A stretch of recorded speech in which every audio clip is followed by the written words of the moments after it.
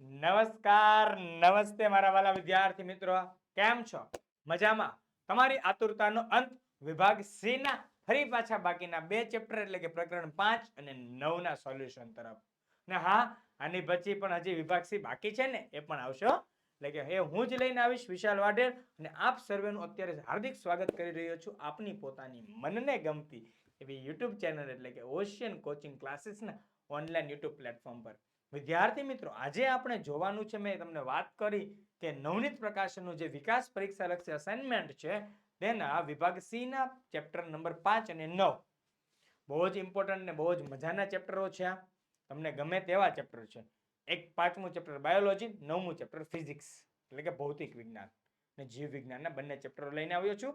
ને હા, તમારે વિડીયોને લાઈક કરવાનો, કોમેન્ટ તો જરૂર ને જરૂર ચોક્કસથી કરવાની, અને હા, વિડીયોને શેર પણ કરવાનો છે. રેડી? અને ચેનલને સબસ્ક્રાઇબ કરવાનું તો ભૂલવાનું જ ના હોય ને, અને બાજુનું બેલ આઇકન દબાવી દેવાય, કારણ કે તેનાથી નવી નવી અપડેટ આવતી હોય તો તમને મળી રહે. રેડી? ચાલો જોઈએ. તમારે જોઈએ છે દ્વિતીય પરીક્ષા 2025 માટે ખાસ વિકાસ પરીક્ષા લક્ષી અસાઇનમેન્ટ કે જે ધોરણ નવનીત પ્રકાશનનું છે, જોઈએ છે? હા, તો એ મેળવવા માટેની લિંક નીચે ડિસ્ક્રિપ્શન બોક્સમાં આપેલી છે. અને તમને કાંઈ પણ ક્વેરી હોય, તમને કાંઈ પણ તકલીફ થતી હોય કે કંઈ સમજાતું નથી, એ માટે આપણે અહીંયા તમે અમારો કોન્ટેક્ટ નંબર તમને આપેલો છે. વધુ માહિતી માટે તમે ત્યાં કોન્ટેક્ટ કરી શકો છો. કોન્ટેક્ટ નંબર છે 7046 222 254. રેડી? ચાલો, કાંઈ પણ ક્વેરી કરી દો, કાં તો કોમેન્ટ કરો અથવા મેસેજ કરી દેજો. રેડી? આ નંબર પર. ચાલો જોઈએ સવાલ નંબર પહેલો, પ્રકરણ 5 સાંદ્રતાના આધારે દ્રાવણના પ્રકાર સમજાવો. એમ કહીશ કે આ સવાલ તમારી માટે આઈએમપી સાબિત થઈ શકે છે. રેડી? કાં તો અત્યારની એક્ઝામમાં કાં તો ફાઇનલ એક્ઝામમાં આ સવાલ આવવાના ચાન્સીસ 99.99% રહેલા છે. તો સાંદ્રતાના આધારે દ્રાવણના પ્રકાર સમજાવો. 3 પ્રકાર છે: સમસાંદ્ર, અધોસાંદ્ર, અધિસાંદ્ર. તો જોઈએ ચાલો કે સમસાંદ્ર દ્રાવણ એટલે આઇસોટોનિક. કેવું દ્રાવણ? આઇસોટોનિક દ્રાવણ. કે બંને દ્રાવણોની સાંદ્રતા એક સરખી હોય, કે બંને દ્રાવણોમાં પાણીની સાંદ્રતા સરખી હોય તો તેવા દ્રાવણને સમસાંદ્ર દ્રાવણ કહેવામાં આવે છે. કે આશ્રુતિ દ્વારા પાણી ગુમાવતું નથી કે મેળવતું પણ નથી, બંને જગ્યાએ બેલેન્સ ચાલતું હોય. કેવું હોય? બેલેન્સ ચાલતું હોય, લેવલ ટુ લેવલ. ચાલો જોઈએ અધોસાંદ્ર એટલે કે હાઇપોટોનિક દ્રાવણ. જે દ્રાવણની સાંદ્રતા બીજા દ્રાવણની સાંદ્રતાની સરખામણીમાં ઓછી હોય, કે જે દ્રાવણમાં બીજા દ્રાવણની પાણીની સાંદ્રતા કરતા વધારે પાણી હોય તેવા દ્રાવણને અધોસાંદ્ર દ્રાવણ કહે છે. દ્રાવણમાં બીજા દ્રાવણની પાણીની સાંદ્રતા કરતા કેવી હોય? પાણીની સાંદ્રતા વધુ હોય એટલે હાઇપો. રેડી છે? હાઇપો અધોસાંદ્ર. નેક્સ્ટ, અધિસાંદ્ર દ્રાવણ હાઇપરટોનિક, કે જે દ્રાવણની સાંદ્રતા બીજા દ્રાવણની સાંદ્રતાની સરખામણીમાં વધુ હોય, કે જે દ્રાવણમાં બીજા દ્રાવણની પાણીની સાંદ્રતા કરતા કેવું હોય? ઓછું. કેવું હોય? ઓછું હોય તેવા દ્રાવણને અધિસાંદ્ર દ્રાવણ કહે છે. જોજો, અધોમાં ને અધિમાં થોડોક તફાવત છે. જે જગ્યાએ તફાવત છે અલગ કરી દઉં છું, ધ્યાનથી જોજો. દ્રાવણની સાંદ્રતાની સરખામણીમાં ઓછી, પાણીની સાંદ્રતા કરતા વધારે પાણી. અધિસાંદ્રમાં સરખામણીમાં વધુ અને પાણીની સાંદ્રતા કરતા ઓછું પાણી. રેડી છે? ચાલો, અધિ અને અધો અહીંયા ધ્યાન રાખજો, નહીતર તમારો થઈ જશે માર્ક્સમાં ગધે ગધો. રેડી છે? નહીતર આપણે પછી માર્ક્સમાં કઈ ન વધે, કેમ કે સાહેબ બધું કાપકૂપ કરવામાં જ બેઠા હોય. રેડી? એટલે અહીંયા ઓછી વધારે. અધોમાં શું છે? ઓછી વધારે, પાણી વધારે છે અધોમાં. રેડી? અને અધિમાં પાણી ઓછું છે. જોઈએ નેક્સ્ટ બીજો સવાલ, ટૂંકનો જ લખો. ગોલ્ગી પ્રસાધન. આ સવાલ પણ ઘણો સારો અને આઈએમપી સવાલ છે. તો જોઈએ ગોલ્ગી પ્રસાધન કોને કહેવાય. પહેલા તો આપણે જાણી લઈએ કે ગોલ્ગી પ્રસાધનનું સંશોધન કોણે કર્યું. ગોતનાર વ્યક્તિ કોણ? તો કોણ? કેમિલો ગોલ્ગી નામના વૈજ્ઞાનિકે ગોલ્ગી પ્રસાધનનું સંશોધન અને સુવ્યવસ્થિત વર્ણન કર્યું. કેવું વર્ણન કર્યું છે? સુવ્યવસ્થિત, સારી રીતે વ્યવસ્થિત રીતે વર્ણન કરેલું છે. એનું સ્થાન પ્રાણી કોષોમાં અને વનસ્પતિ કોષોમાં. તેનું સ્થાન ક્યાં છે? પ્રાણી કોષો અને વનસ્પતિ કોષોમાં. તેની રચનામાં એકબીજાને સમાંતર થપ્પીઓમાં ગોઠવાયેલી પુટ્ટિકાઓ આવેલી છે. આવી પુટ્ટિકાઓને સિસ્ટર્ની કહે છે. ગોલ્ગી પ્રસાધનમાં સમાંતર થપ્પીઓ ગોઠવાયેલી પુટ્ટિકાને ખાલી જગ્યા કહેવાય, સિસ્ટર્ની કહેવામાં આવે છે. નેક્સ્ટ, તે પટલ દ્વારા આવરિત તંત્રની બનેલી રચના છે. ગોલ્ગી પ્રસાધનના પટલો કેટલીક વખત અંતઃકોષરસ જાળના પટલ સાથે જોડાયેલી હોય છે. કોની સાથે? અંતઃકોષરસ જાળના પટલ સાથે જોડાયેલી હોય છે. તેથી તે અન્ય જટિલ કોષીય પટલ તંત્રનો ભાગ બને છે. કેમ કે અંતઃકોષરસ જાળ જટિલ રચના છે, એટલે જટિલ રચનાનો શું બને છે? ભાગ બને છે. રેડી? નેક્સ્ટ જોઈ જોઈએ એના કાર્યો. કોના? ગોલ્ગી પ્રસાધનના કાર્યો. જો અનેક પુટ્ટિકાઓ સ્વરૂપે ગોઠવેલી આખી થપ્પી. રેડી? એટલે એનું નામ અહીંયા આપ્યું સિસ્ટરની છિદ્રો પુટ્ટિકાઓ. કાર્ય: અંતઃકોષરસ જાળ દ્વારા સંશ્લેષિત દ્રવ્યોનું ગોલ્ગી પ્રસાધન દ્વારા પેકેજિંગ કરી શકાય.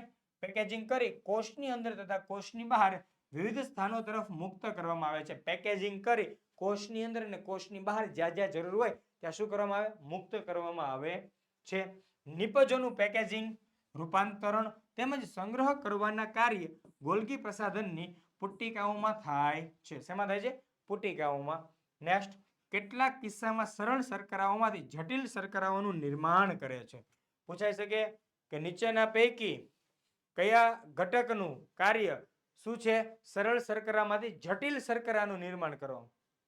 જોજો ઊંધું કામ છે આનું, સરળમાંથી જટિલ બનાવે છે. એ કામ કોનું છે? ગોલ્ગી પ્રસાધનનું છે. નેક્સ્ટ, તે લાઇસોઝોમ અંગિકાના નિર્માણ સાથે સંકળાયેલી છે. કોની સાથે? લાઇસોઝોમના નિર્માણ સાથે. ખાસ યાદ રાખજો કે નીચેના પૈકી કઈ અંગિકા લાઇસોઝોમના નિર્માણ સાથે સંકળાયેલી છે? તો ગોલ્ગી પ્રસાધન. ગોલ્ગી પ્રસાધન કોની સાથે? લાઇસોઝોમ સાથે. લાઇસોઝોમ સાથે. નેક્સ્ટ, ત્રીજો સવાલ, કણાભ સૂત્રની રચના, વિશિષ્ટતા અને કાર્યની સમજૂતી આપો. જોઈએ કણાભ સૂત્રની રચના એ શું છે? તેની રચના. કણાભ સૂત્ર બે આવરણો ધરાવે. કેટલા? બે આવરણો ધરાવે છે. બાહ્ય આવરણ ઘણું ખરું છિદ્રિષ્ઠ હોય છે અને અંતઃ આવરણ ઊંડા અંતઃ પ્રવર્ધો ધરાવે છે. કેવું કીધું? કે બાહ્ય આવરણ ઘણું ખરું કેવું છે? છિદ્રિષ્ઠ છે, એટલે કાણાવાળું છે. અને અંતઃ આવરણ ઊંડા અંતઃ પ્રવર્ધો ધરાવે છે, એટલે આંગળી જેવા પ્રવર્ધો ટાઈપ હોઈ શકે પણ નાના નાના હોય છે. આ અંતઃ પ્રવર્ધો એટીપી નિર્માણ એટલે કે ઉર્જા, એડિનોસાઇન ટ્રાઇફોસ્ફેટ. એટીપી એટલે એડિનોસાઇન ટ્રાઇફોસ્ફેટ. ખાસ યાદ રાખજો, લખી દઉં છું. એટીપી નું પૂરું નામ પણ પૂછાઈ શકે. Adenosine triphosphate. નિર્માણ માટેની રાસાયણિક પ્રક્રિયાઓ માટે વિશાળ સપાટી પૂરી પાડે છે. ની વિશિષ્ટતા જોઈ લઈએ. ચાલો, કણાભ સૂત્ર અદ્ભુત. જોજો આ શબ્દ કેમ લખ્યો છે અહીંયા, કદાચ ટાઈપિંગના કારણે એવું લાગતું હોય પણ અદ્ભુત આમ લખવાનું પરીક્ષામાં. રેડી? અદ્ભુત અંગિકા છે. તે પોતાનું આગવું વલયાકાર DNA deoxyribonucleic acid. DNA એટલે ડીઓક્સી રિબોન્યુક્લિક એસિડ. રેડી? કદાચ શબ્દ ન ઉકલે તો મારા શબ્દ સાંભળવા પર ધ્યાન આપવાનું. એક વખત હજી કહી દો, ડીએનએ નું પૂરું નામ deoxy ribonucleic acid. Ready? DNA અને રિબોઝોમ્સ ધરાવે છે. આથી પોતાના કેટલાક પ્રોટીનનું નિર્માણ કરવાની ક્ષમતા ધરાવે છે. જોઈએ નેક્સ્ટ. હવેનું કાર્ય. જો આકૃતિ દોરવી જરૂરી નથી, આકૃતિ સમજણ માટે છે. રેડી? જો અંતઃ પ્રવર્ધો બતાવે છે અહીંયા, બાહ્ય આવરણ જો છિદ્રિષ્ઠ છે, બધી કાણાવાળી રચના. જોજો આમ પાતળું પાતળું દેખાય છે. રેડી? ચાલો નેક્સ્ટ. કાર્ય: કોષ તેમજ જીવનની વિવિધ રાસાયણિક પ્રવૃત્તિઓ માટે જરૂરી ઉર્જા એટલે કે એટીપી એટલે કે એડિનોસાઇન ટ્રાઇફોસ્ફેટના સ્વરૂપમાં કણાભ સૂત્ર દ્વારા મુક્ત થાય છે. એટીપી ખાલી જગ્યા અંગિકા દ્વારા મુક્ત થાય તો કણાભ સૂત્ર દ્વારા. કોના દ્વારા? કણાભ સૂત્ર દ્વારા. એટીપી કોષના ઉર્જા ચલણ તરીકે અને તેનું નિર્માણ કરતા કણાભ સૂત્રના કોષના ઉર્જા ઘર કે શક્તિ ઘર તરીકે ઓળખાય છે. નીચેના પૈકી કઈ અંગિકા શક્તિ ઘર તરીકે ઓળખાય? નતર એવું પૂછે, મને ઓળખો, હું શક્તિ ઘર. તો કોણ? કણાભ સૂત્ર. રેડી છે? ચાલો નેક્સ્ટ. ચોથો સવાલ, રંજક કણોના પ્રકાર અને હરિત કણની રચના સમજાવો. રંજક કણોના પ્રકાર અને હરિત કણની રચના. જોઈએ કે રંજક કણો માત્ર શેમાં હોય છે? વનસ્પતિ કોષમાં. કેમાં હોય? વનસ્પતિ કોષમાં. રંજક કણોના પ્રકાર જોઈએ આપણે કે રંજક કણો કોણ કોણ? ક્રોમોપ્લાસ્ટ. રંજક કણોનું બીજું નામ શું છે? ક્રોમોપ્લાસ્ટ છે. અને રંગવિહીન કણોનું નામ શું છે? લ્યુકોપ્લાસ્ટ. તો આપણે પહેલા રંજક કણો એટલે કે રંગવાળા જોઈ લઈએ આપણે. રંગહીન કણો, રંગ સાથે વાળા કણો એટલે રંજક કણો ક્રોમોપ્લાસ્ટ. તો ક્લોરોફિલ રંજક દ્રવ્ય ધરાવતા રંજક કણોને હરિતકણ કહેવાય. હરિતકણની ક્લોરોફિલ ઉપરાંત પીળા રંગની ઝેન્થોફિલ અને નારંગી રંગની કેરોટીન રંજક દ્રવ્ય ધરાવે છે.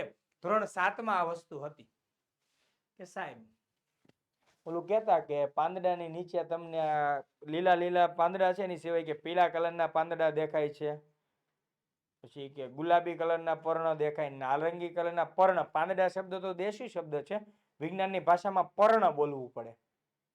તો પર્ણ જે છે એ નારંગી રંગના હોય, પીળા રંગના હોય. એની પાછળનું હવે તમને કહી દઉં રંજક કણ હરિતકણ કયું? તો પીળા રંગના ઝેન્થોફિલ. પીળા રંગમાં કોણ? પીઝે, ઝેન્થોફિલ. અને નારંગી રંગના કેરોટીન રંજક દ્રવ્યો ધરાવે છે. રેડી? પીળા ઝેન્થોફિલ, નારંગી કેરોટીન. ચાલો જોઈએ. હરિતકણ પ્રકાશ સંશ્લેષણ માટે અગત્યના છે. પ્રકાશ સંશ્લેષણ એટલે વનસ્પતિ પોતાનો જે ખોરાક બનાવે છે એની માટે હરિતકણ અતિ અગત્યના રહેલા છે. નેક્સ્ટ, તેઓ હવે જો રંગવિહીન કણોમાં વાત કરીએ, તેઓ પ્રાથમિક કક્ષાની અંગિકાઓ છે. તેમાં સ્ટાર્ચ, ચરબી અને પ્રોટીન કણિકાઓનો સંગ્રહ થાય છે. રેડી? નેક્સ્ટ, હરિતકણ વાળો મુદ્દો બાકી છે આપણો. સમજી લઈએ હરિતકણની રચના. તો હરિતકણની બાહ્ય રચના કણાભ સૂત્રની રચનાને મળતી આવે છે. હરિતકણના આંતરિક આયોજનમાં ઘણા બધા પટલીય સ્તરો જે દ્રવ્યમાં ગોઠવાયેલા હોય છે તેને આધારક એટલે કે સ્ટ્રોમા કહે છે. હરિતકણો પોતાના આગવા વલયાકાર ડીએનએ અને રિબોઝોમ્સ ધરાવે છે. જોજો, હરિતકણ પોતાના ડીએનએ અને રિબોઝોમ્સ ધરાવે. એ સિવાય જો જૂનામાં આપણે વાત કરીએ આગળના સવાલની અંદર વિશિષ્ટતામાં કણાભ સૂત્રની અંદર, તો કણાભ સૂત્ર પણ શું છે? પોતાના આગવા ડીએનએ અને રિબોઝોમ્સ ધરાવે છે. એટલે બે તત્વો જે બે અંગિકાઓ છે, કઈ કઈ? કણાભ સૂત્ર અને હરિતકણ. કોણ કોણ કીધું મેં તમને? કણાભ સૂત્ર અને હરિતકણ. આ બંને પોતાના શું ધરાવે છે? ડીએનએ અને રિબોઝોમ્સ ધરાવે છે. રેડી છે? ખાસ ધ્યાન રાખજો, પરીક્ષામાં અહીંયા ક્વેશ્ચન આવી શકે કે નીચેના પૈકી કઈ અંગિકાઓ પોતાના આગવા ડીએનએ અને રિબોઝોમ્સ ધરાવે છે? ઓપ્શન એ કણાભ સૂત્ર, ઓપ્શન બી હરિતકણ, ઓપ્શન સી લાઇસોઝોમ ને ઓપ્શન ડી એ અને બી બંને. એ જવાબ એ અને બી બંને થાય. ખાલી એક ટીક કરીને ખોટું પડે એટલે મારા વાલીને અહીંયા ધ્યાન રાખજો. નેક્સ્ટ, 5મો સવાલ. રેસ્ટોરન્ટના ડાઇનિંગ ટેબલ પર વેઇટર સલાડની ડીશ અને મીઠાની બોટલ સર્વ કરે છે. સલાડ પર વેઇટર મીઠું નમક ભભરાવવાને બદલે ગ્રાહકને સલાડ પોતાની ડીશમાં લઈ લીધા પછી મીઠું ભભરાવવાનો આગ્રહ કરે છે.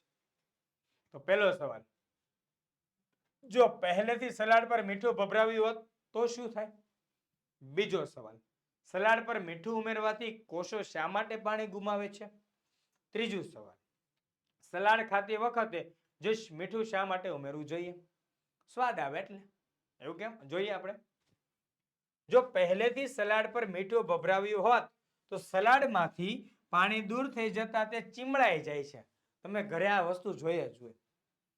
તમારી ઘરે થોડોક નાનો એવો પ્રસંગ કર્યો હોય, બરાબર છે?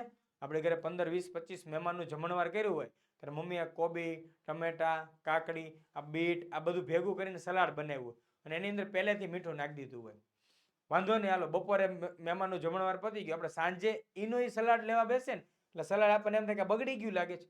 બગડી નથી ગયું. ત્યાં વિજ્ઞાનનું આવડું આ જે સાંદ્ર અધિસાંદ્રતાના આધારે વાત હતી ને આપણે, સમસાંદ્ર, અધોસાંદ્ર અને અધિસાંદ્ર, એ સાંદ્રતાના આધારે શું થાય? પહેલેથી સલાડ પર મીઠું ભભરાવ્યું હોત તો સલાડમાંથી પાણી દૂર થઈ જતા તે ચીમળાઈ જાય છે. રેડી? નેક્સ્ટ, બીજો કે મીઠું ઉમેરવાથી કોષો શા માટે પાણી ગુમાવે? તો સલાડની બહારની તરફ મીઠું અધિસાંદ્ર દ્રાવણ તરીકે વર્તે છે. સલાડના કોષો અધો સાંદ્ર દ્રાવણ તરીકે આશ્રુતિ દ્વારા પાણી ગુમાવે છે. રેડી? નેક્સ્ટ ત્રીજો, સલાડ ખાતી વખતે જો મીઠું ભભરાવતા ગુમાવાતા પાણી સાથે મીઠું ઓગળતા સલાડ સ્વાદિષ્ટ લાગે છે. તો લાગે સ્વાદિષ્ટ લાગે, મસ્ત લાગે, સ્વાદ આવે એટલા માટે. કેમ કે એટ ધેટ મોમેન્ટ પ્રોસેસ થાય છે ત્યારે જ તમે ખાવ છો. રેડી? અધો સાંદ્ર અધિ સાંદ્ર જે પ્રોસેસ છે એટ ધેટ ટાઈમ થાય છે. તમે નાખ્યું એ પાણી ગુમાવવાની શરૂઆત થાય ત્યાં તમે એને ખાઈ જાવ છો, એનો સ્વાદ આવશે. રેડી? એટલા માટે આવું કરવામાં આવે છે. નેક્સ્ટ છઠ્ઠો સવાલ, શાળાના પ્રવાસ દરમિયાન દરિયા કિનારે આવતા હળવા મોજામાં પગ પલાળી રહેલા વિદ્યાર્થીઓને શિક્ષક વધારે સમય ન કરવાનું કહે છે, તેમજ આ પાણી પીવાની ના પાડે છે. એ તો આપણને ખબર છે શું કામ ના પાડે. નેક્સ્ટ પહેલો સવાલ, વધારે સમય દરિયાના પાણીમાં પગ પલાળી રાખવામાં આવે તો શું થાય? દરિયાનું પાણી કયા પ્રકારના દ્રાવણ તરીકે ગણાય અને વિદ્યાર્થીઓ આ પાણી પીવે તો શું થાય? ચાલો જોઈએ. વધારે સમય દરિયાના પાણીમાં પગ પલાળી રાખતા ધીમે ધીમે પગની ચામડી શું થશે? તરડાવા લાગે. સેવી થાય? તરડાવા લાગે અને કોષો એકદમ શુષ્ક થાય છે. દરિયાનું પાણી અધિસાંદ્ર દ્રાવણ તરીકે ગણાય. દરિયાનું પાણી શેના તરીકે? અધિસાંદ્ર દ્રાવણ તરીકે હાઇપરટોનિક ગણાય છે. આ સવાલ યાદ રાખજો. આ કદાચ તમને એમસીક્યુ ગમે ને આવી જાય. દરિયાનું પાણી કયા પ્રકારના દ્રાવણ તરીકે ગણાય છે? તો અધિસાંદ્ર હાઇપરટોનિક. વિદ્યાર્થીઓ આ ક્ષારવાળું પાણી પીવે તો પાચન માર્ગમાં આશ્રુતિને કારણે ડિહાઇડ્રેશનને કારણે ઝાડા ઉલટીની શક્યતા ઊભી થાય છે. જો અધિસાંદ્ર દ્રાવણ એટલે શરીરમાંથી શું થાય? પાણી લેવા મળશે. પાણીને વધારે હોય, બરાબર છે? એટલે આપણા શરીરમાં વધારે પાણી હોય ત્યાં ઓછું એટલે પાણી લેવા માટે. પાણી લેવું એટલે આપણા શરીરમાં ડિહાઇડ્રેશન, પાણીની કમી થાય એટલે આપણને ઝાડા ઉલટી ચક્કર આવા આવી બધી ઘટનાઓ થઈ જાય છે. કેમ કે મીઠાવાળું પાણી છે બહુ જ. સાતમો સવાલ, નીચેના વૈજ્ઞાનિકોનો જીવ વિજ્ઞાનમાં ફાળો જણાવો. રોબર્ટ હુક, પરકિન્સ અને વિર્સો. તો રોબર્ટ હુક ભાઈ છે એ 1665 વાળા કે અંગ્રેજ વૈજ્ઞાનિકે જાતે જ સૂક્ષ્મદર્શક યંત્ર બનાવી તેમાં ઓકની છાલ એટલે કે બૂચના નિર્જીવ કોષો જોયા અને બૂચની મધપુડાના ખાનાઓ જેવી રચનાને તેમણે સૌપ્રથમ કોષ નામ આપ્યું. એટલે એમ કહેવાય ને કે કોષ નામની શોધ કરનાર, સજીવનો પાયાનો એકમ કોષ, એનો પિતામહ કોણ? એના ફાધર કોણ? તો રોબર્ટ હુક. એને જાતે સૂક્ષ્મદર્શક યંત્ર બનાવ્યું હતું. નેક્સ્ટ પરકિન્સે 1839. આ વૈજ્ઞાનિકે કોષમાં રહેલા જીવંત પ્રવાહી દ્રવ્યને, કેવું જીવંત પ્રવાહી દ્રવ્યને પ્રોટોપ્લાઝમ, કેવું પ્રોટોપ્લાઝમ એટલે કે જીવરસ નામ આપ્યું છે. રેડી? નેક્સ્ટ છે વિર્સો, આધુનિક કોષવાદ રજૂ કરનાર. એવો આધુનિક કોષવાદ રજૂ કર્યો અને સમજાવ્યું કે પૂર્વ અસ્તિત્વ ધરાવતા કોષોમાંથી નવા કોષોનું સર્જન થાય છે. એટલે કે પૂર્વે અસ્તિત્વ ધરાવતા હોય એમાંથી જ નવા કોષોનું સર્જન થાય છે. નેક્સ્ટ જો આ સવાલમાં એમ કહી દઉં તમને, વૈજ્ઞાનિકો વાળો એક સવાલ આવશે. કેમ કે તમને 3 માર્ક્સની અંદર એક સવાલ વૈજ્ઞાનિકો વિશે પૂછવાનો હોય. તમારી ચોપડીમાં 7 વૈજ્ઞાનિકોના નામ છે. તો 7 વૈજ્ઞાનિકોના નામ સાથે એની થોડીક માહિતી કરી લેવાય. નામ આપ્યું હશે કે આ વૈજ્ઞાનિક વિશે માહિતી આપો, એના વિશે 2 લાઈનની અંદર માહિતી આપી દો એટલે કામ થઈ જાય તમારું. 1 લાઈન થી 2 લાઈન જેટલી આપી હોય એટલી લાઈનમાં આપણે તૈયારી કરી લેવાની. રેડી? કેમ કે જો ગોલ્ગી પ્રસાધન હોય તો કેમિલો ગોલ્ગી નામના વ્યક્તિ દ્વારા. રેડી છે? આ જ રીતે જોઈ લેજો. આગળ 8મો સવાલ, કોષરસ પટલનું સ્થાન, લાક્ષણિકતા અને કાર્યો લખો. તો જોઈએ કોષરસ પટલનું સ્થાન. આ સવાલ ખૂબ આઈએમપી છે. કોષરસ પટલનું સ્થાન, લાક્ષણિકતા અને કાર્યો. તેનું સ્થાન, કોષરસ પટલ એ કોષનું સૌથી બહારનું આવરણ છે. પ્રાણી કોષમાં તે સૌથી બહારના સ્તર તરીકે હોય છે, જ્યારે જીવાણુ કોષ અને વનસ્પતિ કોષમાં તે કોષ દિવાલની અંદરની તરફ આવેલું હોય છે. શેમાં કીધું? પ્રાણી કોષમાં ડાયરેક્ટ બહાર. પ્રાણી કોષમાં ક્યાં હોય? બહાર હોય. વનસ્પતિ કોષ કે જીવાણુ કોષમાં કોષ દિવાલની અંદરની તરફ આવેલું હોય છે. નેક્સ્ટ ની લાક્ષણિકતા, કોષરસ પટલ કેવું છે? જીવંત છે, પાતળું છે, સ્થિતિસ્થાપક છે, નાજુક છે અને પસંદગીમાન પ્રવેશશીલ પટલ છે. એવું પસંદગીમાન પ્રવેશશીલ પટલ છે કે જ્યાંથી કોઈક વ્યક્તિને એન્ટ્રી એક્ઝિટ કોઈક વ્યક્તિ એટલે અહીંયા અંગિકાઓ હોય, અંગિકાઓની એન્ટ્રી એક્ઝિટ માટેનું કાર્ય કોણ કરે છે? કોષ રસ પટલ. એટલા માટે જેને શું કીધું? પસંદગીમાન પ્રવેશશીલ પટલ છે. કાર્યો, તે કોષને બાહ્ય પર્યાવરણથી અલગ રાખે છે. તે કોષના અંદરના દ્રવ્યને આવરણ પૂરું પાડે છે, એઝ અ સિક્યુરિટી જેવું કામ કરે છે. તેનું મુખ્ય કાર્ય કોષમાં પ્રવેશતા અને કોષમાંથી બહાર નીકળતા દ્રવ્યોના નિયમનનું છે. તેમાંથી O2 અને CO2 જેવા વાયુઓ પ્રસરણ દ્વારા પસાર થાય છે. પ્રસરણ દ્વારા પસાર થાય છે.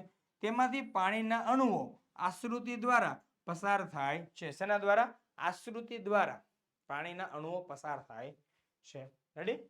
નેક્સ્ટ 9મો સવાલ. નીચે આપેલ આકૃતિ ઓળખો. આકૃતિમાં એ ઓળખી તેના બંધારણમાં આવેલ પદાર્થનું નામ. એ કહેવાનું છે આપણે. જો અહીંયા આપેલું જે છે આનું. રેડી? તો શું છે એ? એ શું છે? કોષ દિવાલ છે. શું છે? કોષ દિવાલ. વનસ્પતિ કોષ છે. તેના બંધારણમાં આવેલો પદાર્થ શું છે? સેલ્યુલોઝ છે. અને બંધારણમાં કોણ આવે? કોષ દિવાલના બંધારણમાં કોણ હોય? સેલ્યુલોઝ હોય. નેક્સ્ટ છે આપણી પાસે બી. બી ભાગ એટલે આવડો. રેડી? આ બી શું છે કહેવાનું છે? બી છે લીસી અંતઃકોષરસ જાળ છે. કેવી? લીસી અંતઃકોષરસ જાળ. યકૃતમાં ઘણા વિષારી દ્રવ્યો અને દવાઓને બિનવિષારક બનાવવાની અગત્યની ભૂમિકા ભજવે છે. સી ગોલ્ગી પ્રસાધન. એના સંશોધક શું કીધું? કે આકૃતિમાં સી ઓળખી તેના સંશોધકનું નામ. આકૃતિમાં સી ભાગ. સી ભાગ જે છે એ શું છે? આવડા સી ભાગની વાત છે. રેડી? તો સી ભાગ શું દર્શાવી રહ્યો છે? ગોલ્ગી પ્રસાધન. એના સંશોધક છે કેમિલો ગોલ્ગી છે. એનું કાર્ય સરળ શર્કરાઓમાંથી જટિલ શર્કરાઓનું નિર્માણ. સોરી, મેં તમને કીધું હતું કે સરળ ને જટિલ બનાવવાનું કામ કોણ કરશે? ગોલ્ગી પ્રસાધન. જ્યારે આપણે ગોલ્ગી પ્રસાધનની ટૂંક નોંધ જોઈ ત્યારે આપણે સમજેલા હતા. રેડી છે? નેક્સ્ટ પ્રકરણ 9 શરૂ થયું છે. ખાસ સવાલ પહેલો જુઓ. ગુરુત્વ પ્રવેગ એટલે શું? સ્મોલ જી અને કેપિટલ જી એટલે ગુરુત્વ પ્રવેગ અને ગુરુત્વાકર્ષણ અચળાંક વચ્ચેનો સંબંધ દર્શાવતું વ્યાપક સૂત્ર મેળવો. રેડી છે? એક જ મિનિટ તમે જુઓ.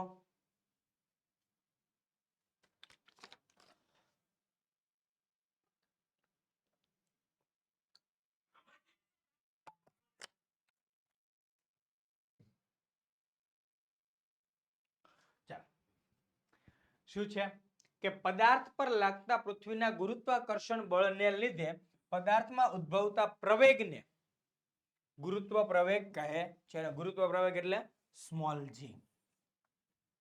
રેડી? નેક્સ્ટ, જો પૃથ્વીનું દળ એમી હોય અને પૃથ્વીની ત્રિજ્યા આરી હોય તો પૃથ્વીના કેન્દ્રથી ડી જેટલા અંતરે રહેલા એમ દળના પદાર્થ પર લાગતું ગુરુત્વાકર્ષણ બળ. ડી એટલે કેવું છે? પૃથ્વીના કેન્દ્રથી ડી મોટો છે, આર ઈ નાનો છે. આર ઈ એટલે આપણે શું કીધું? પૃથ્વીની ત્રિજ્યા. તેના પરથી સૂત્ર બને એફ બરાબર capital G M E M by D square. યાદ રાખવાનું છે. રેડી? ડાયરેક્ટ આપણને સૂત્ર આવડવું જોઈએ કે આપણું સૂત્ર શું છે? એફ ચલે m1 m2 ના છેદમાં ડી સ્ક્વેર. રેડી? એના ઉપરથી જ આપણે મૂક્યું ચલન કાઢીને જી મૂક્યો. ન્યૂટનની ગતિના બીજા નિયમ મુજબ પદાર્થ પર લાગતું બળ એ પદાર્થના દળ અને પ્રવેગના ગુણનફળ જેટલું હોય છે. એટલે કે એફ બરાબર ma. તો આના બરાબર શું થઈ જશે? આના બરાબર ma. તો m કેન્સલ, m કેન્સલ. તો હવે ગુરુત્વ પ્રવેગની વ્યાખ્યા પરથી a બરાબર શું મૂકવાનો? g. તો f બરાબર શું થઈ જાય? mg. આગળ આપણે જો અહીંયા મૂક્યું તો mg, ma મૂક્યો એની જગ્યાએ હવે થઈ જશે g. ચાલો જોઈએ. તો m ની જગ્યાએ કેટલો થયો? g. mg મૂક્યો, m બે બાજુ કેન્સલ. તો વધે શું? Small g is equal to capital g. Small g is equal to capital g capital m by D square. અને અહીંયા શું છે? d greater than r. એ તો છે જ. અને આ શું છે? સંબંધ છે. કોના વચ્ચેનો? g સ્મોલ g અને કેપિટલ g વચ્ચેનો સંબંધ દર્શાવેલો છે. રેડી છે? ખાસ ધ્યાન રાખજો. નેક્સ્ટ બીજો સવાલ. નિયમિત પ્રવેગી ગતિના સમીકરણો પરથી મુક્ત પતન કરતા પદાર્થની ગતિના સમીકરણો મેળવો. તો આપણને પેલા નિયમિત પ્રવેગી ગતિના સમીકરણો આગળના ચેપ્ટરના આવડવા જોઈએ, 8મા ચેપ્ટર વાળા. રેડી? ચાલો. તો નિયમિત પ્રવેગી રેખીય ગતિના સમીકરણો નીચે મુજબ છે. એક સમીકરણ ખબર જ છે આપણને, પહેલું v બરાબર u પ્લસ at, બીજું સમીકરણ s બરાબર ut plus at square, sorry s બરાબર ut પ્લસ 1/2 at સ્ક્વેર. કેટલું આવે? 1/2 at સ્ક્વેર આવશે. ચલો અહીંયા લખી દઉં છું, s બરાબર ut પ્લસ 1/2 at સ્ક્વેર. આ સૂત્રની અંદર મિસ્ટેક છે. અહીંયા મેં જે લખ્યું એ સૂત્ર સાચું છે. s બરાબર ut પ્લસ 1/2 at સ્ક્વેર, બીજું 2as બરાબર v square minus u square. આ ત્રણ શું છે? નિયમિત પ્રવેગી રેખીય ગતિના સમીકરણો. નિયમિત પ્રવેગી રેખીય ગતિના સમીકરણો છે. જોઈએ હવે h ઊંચાઈથી મુક્ત પતન કરતા પદાર્થની ગતિના સમીકરણો નીચે મુજબ મળી શકે છે. જો h ઊંચાઈથી મુક્ત પતન કરતો પદાર્થ હોય તો પ્રારંભમાં સ્થિર હોય એટલે u બરાબર કેવું થાય? 0. અને તે પૃથ્વીના ગુરુત્વાકર્ષણ બળ હેઠળ નિયમિત પ્રવેગી ગતિ કરતો હોવાથી a બરાબર શું થાય? g. અને કાપેલ અંતર s બરાબર h, કેમ કે ઊંચાઈ છે. તો જો અહીંયા v નો v બેઠો, u ની જગ્યાએ મૂકશું 0 એટલે 0 અને એની જગ્યાએ gt. તો આપણી પાસે જો v બરાબર u પ્લસ at, તો v એમનો એમ, u ની જગ્યાએ 0 એની જગ્યાએ g અને t. તો v બરાબર શું થશે? gt. v બરાબર શું થશે? gt. રેડી છે? ચાલો તો જોઈ શકાય છે અહીંયા ફરી પાછું લખ દઉં, s બરાબર ut પ્લસ 1/2 at સ્ક્વેર. હવે જોઈ શકાય s ની જગ્યાએ મૂકવાનો h, u 0 મૂકશો એટલે આખું પદ 0 એટલે આ પદ નીકળી ગયું. 1/2 એની જગ્યાએ g તો gt સ્ક્વેર ને 2g એની જગ્યાએ g, s ની જગ્યાએ h, u સ્ક્વેર એટલે 0 એટલે આ નીકળી જાય એટલે વધે ખાલી v સ્ક્વેર. રેડી છે? ચાલો એના પરથી આપણને આ ત્રણ સમીકરણો મળેલા છે તેની વાત છે. પહેલા પરથી પહેલું, બીજા પરથી બીજું, ત્રીજા પરથી ત્રીજું. રેડી છે? ખાસ ધ્યાન રાખજો, a બરાબર u બરાબર 0 લખવાનો, a બરાબર g લખવાનો અને s બરાબર h. આટલું ફેરવો એટલે મળી જાય. નેક્સ્ટ ત્રીજો, નિયમિત પ્રવેગી ગતિના સમીકરણો પરથી ઉધ્વ દિશામાં, જોજો મારા ભઈલા, આ ઉધ્વ દિશામાં ગતિ કરતા પદાર્થની ગતિના સમીકરણો. આગળ આપણે જોયું એ કોના હતા? મુક્ત પતન. એટલે બીજો પ્રશ્ન હતો એ કેવો હતો આપણો? ઉપરથી નીચે પાડવા વાળો હતો. હવે જે ત્રીજો પ્રશ્ન જે આપણો છે, ત્રીજો પ્રશ્ન તે ઉધ્વ દિશામાં ગતિ, એટલે ઉધ્વ દિશામાં એટલે કેવી રીતે? ઉપર. કેવી? ઉપર ગતિ થાય છે. ક્યાં થાય છે? ઉપર. રેડી છે? તો જોઈએ ત્રીજો સવાલ. નિયમિત પ્રવેગી રેખીય ગતિના સમીકરણો નીચે મુજબ છે.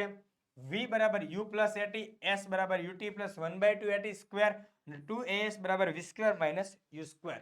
રેડી? અહીંયા સમીકરણો બરાબર છે. આગલી વખતે થોડીક મિસ્ટેક હતી, સોરી ફોર ધેટ.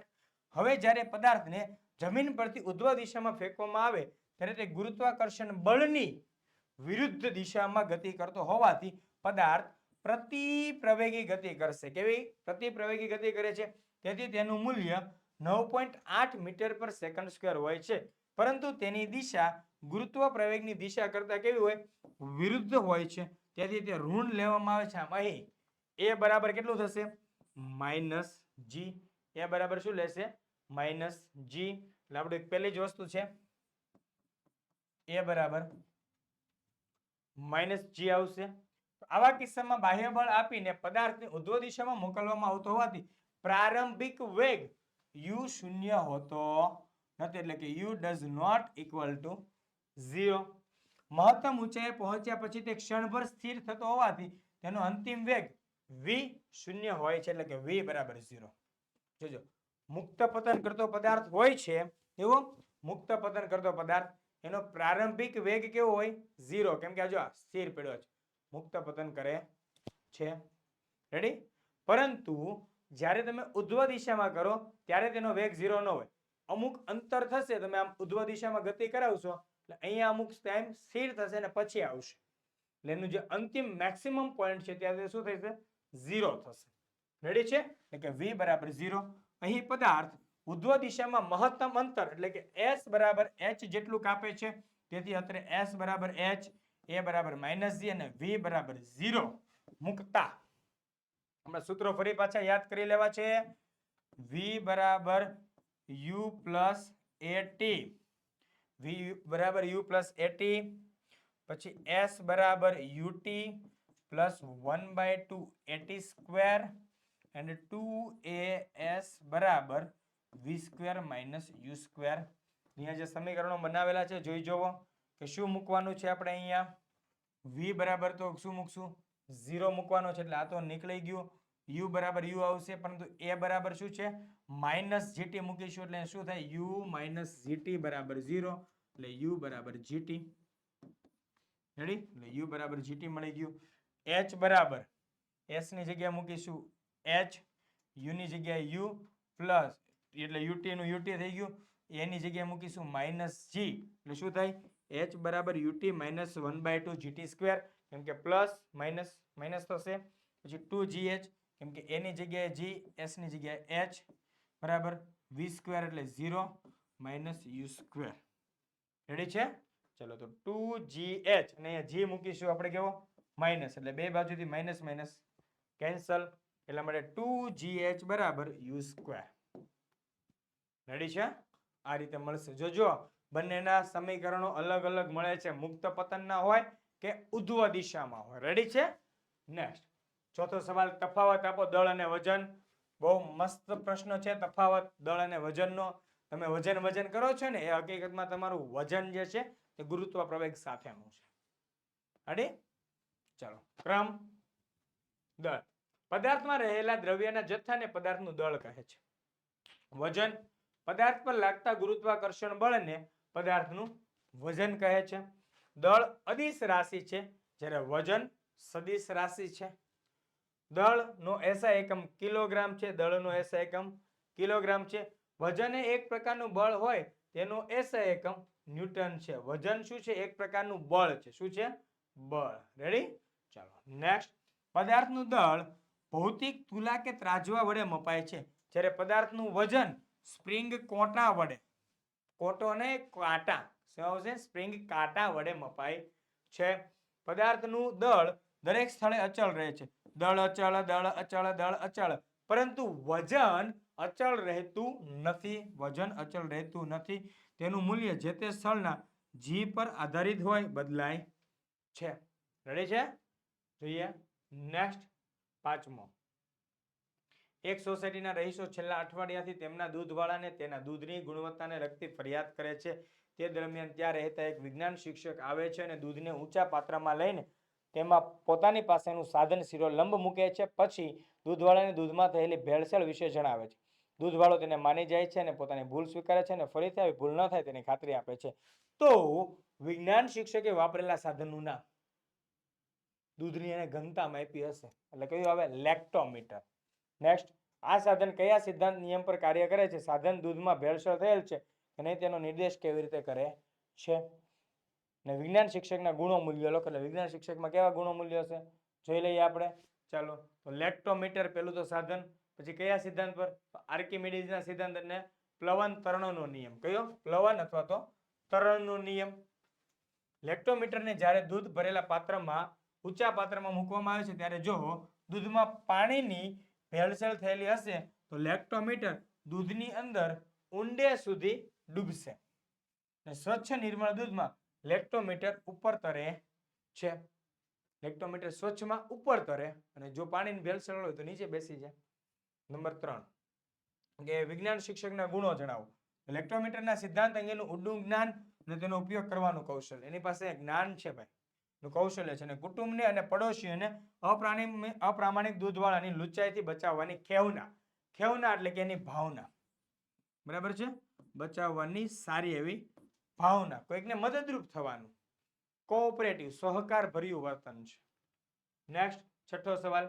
કેટલાક છોકરાઓ જ્યારે એક તળાવની નજીકથી પસાર થતા હોય છે ત્યારે તેઓ એક માણસને તળાવની અંદર ડૂબતા અને જોરથી મદદ માટેની બૂમો પાડતા જોઈએ છે. તેઓ નજીકથી પસાર થતા બીજા માણસને જણાવે છે કે આ માણસ પોતાની પાસેની હવા ભરેલી રબરની ટ્યુબને તરત જ તળાવના પાણીમાં ફેંકે છે, જેના ઉપયોગ વડે તળાવની અંદરનો માણસ ડૂબતો બચી જાય છે.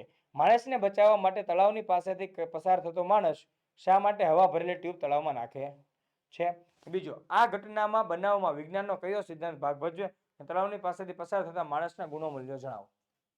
ટૂંકમાં એવું છે, એક માણસ ડૂબવા જઈ રહ્યો છે, એટલે એક માણસ ત્યાંથી નીકળે છે, પાણી એમની અંદર રબરની હવા ભરેલી ટ્યુબ ફેંકી દે છે. શું કામ આવું કરે છે? વિજ્ઞાન શું છે એની પાછળ એ જાણવાનું છે. સવાલ બહુ લેન્ધી છે, પણ જવાબ બહુ ટૂંકો છે. જો કે રબરની હવા ભરેલી ટ્યુબનું કદ તેના દળ કરતા ખૂબ જ વધારે હોય છે, તેથી તેની ઘનતા પાણીની ઘનતા કરતા ઘણી ઓછી હોય છે. પરિણામે હવા ભરેલી રબરની ટ્યુબ પાણીની સપાટી પર શું કરે? તરે છે. આ રબરની ટ્યુબની મદદથી તળાવમાં ડૂબતો માણસ પાણીની સપાટી પર તરી શકે છે અને પોતાની જાતને ડૂબતી બચાવી શકે છે. તમારી ભાષામાં શબ્દો લખી શકાય કે માણસ રબરની ટ્યુબ પર આવી જાય અથવા તેને રબરની ટ્યુબ પર આવી જાય, રબરની ટ્યુબની ઘનતા પાણીની ઘનતા કરતા ઓછી હોવાથી તરતો તરતો સપાટી પર આવીને ડૂબતો બચી જાય છે. આવા શબ્દોમાં લખી શકાય. નેક્સ્ટ, કયો સિદ્ધાંત આર્કિમિડીઝનો સિદ્ધાંત તરવા વાળો છે એટલા માટે? અને કેવા ગુણો? તો ભૌતિક વિજ્ઞાનનું જ્ઞાન અને તેની જીવનમાં ઉપયોગિતા અંગેની સમજ છે, અને બીજી વ્યક્તિઓ પ્રત્યેની લાગણી અને સંવેદનશીલતા તથા સેવાભાવી સ્વભાવ છે. નેક્સ્ટ, અરે વાહ, વિજ્ઞાનની નવી નવી અપડેટ મેળવવા માટે તમે વોટ્સઅપ ગ્રુપમાં જોડાઈ જજો. સાહેબ, વોટ્સઅપ ગ્રુપમાં જોડાવા માટેની લિંક તમને આપેલી નીચે ડિસ્ક્રિપ્શન બોક્સમાં. તો આજે જ જોડાઈ જાઓ. જોડાઈ જશો ને મારા વાલા? ભૂલતા નહીં. બરાબર છે? તમારા ફ્રેન્ડ સર્કલને બધાને કહી દેજો કે લિંકમાં જોડાઈ જાઓ. કેમ સાહેબ? કારણ કે અપડેટ મેળવવી છે ને. આવતા વર્ષે તમારું ધોરણ 10, કેમ કે ઓશિયન કોચિંગ ક્લાસીસ પાસે એક જબરદસ્ત ટીમ છે. ટીમ દ્વારા તમને સંપૂર્ણ તૈયારી કરાવવામાં આવે છે. એ તૈયારી માટે તમારે 9મા ધોરણમાં જોડાશો તો આવતા વર્ષે પણ તમને એનો બેનિફિટ મળશે. અને 11-12 ની અંદર પણ અમે તમારી સાથે જ છીએ, કારણ કે અમારી ટીમ 9, 10, 11, 12 ની અંદર પણ કામ કરી રહી છે. બરાબર? તમારા જો નાના ભાઈ બહેન હોય તો 6 થી 8 નું પણ કામ છે, અને એનાથી નાના હોય તો પણ આપણી ચેનલની અંદર બધી જ વસ્તુ અવેલેબલ છે. એટલે કે ધોરણ 3 થી લઈને ધોરણ 12 સુધી અમે તમારી સાથે જ છીએ. રેડી? ચાલો, અને જો તમને કંઈ પણ વધારે માહિતી મેળવવી છે તો નીચે નંબર આપ્યો 7046 22 22 54, તેના પર કોન્ટેક્ટ કરી શકો છો. રેડી? જોઈએ. અરે વાહ, અહીંયા તો આપણું પ્રકરણ 5 અને 9 નો વિભાગ સી પૂરો થાય છે. નેક્સ્ટ કયું આવશે? વિભાગ સી પ્રકરણ 12, પણ તે જોવાનો ક્યારે? નેક્સ્ટ લેક્ચરમાં. રેડી? આપણી પાસે રેડી તૈયાર થઈ ગયેલું છે, તો તમે ફટાફટ તમારા મિત્રો સાથે તૈયાર થઈને આવી જજો નેક્સ્ટ સેશન જોવા માટે. અત્યારે હું તમારી રજા લઈ રહ્યો છું, પણ હા, કોમેન્ટ કરજો. હા, વિડીયો ગમ્યો છે, કેવો છે, તમારી શું નવી જરૂરિયાત છે, નવી રિક્વાયરમેન્ટ છે, કોમેન્ટની અંદર લખીને આપજો ને આપજો જ. રેડી? તો ફરી મળીએ નેક્સ્ટ વિડીયોમાં. ત્યાં સુધી આપની રજા લઈ રહ્યો છું. જય હિન્દ, જય ભારત, જય જય ગરવી ગુજરાત.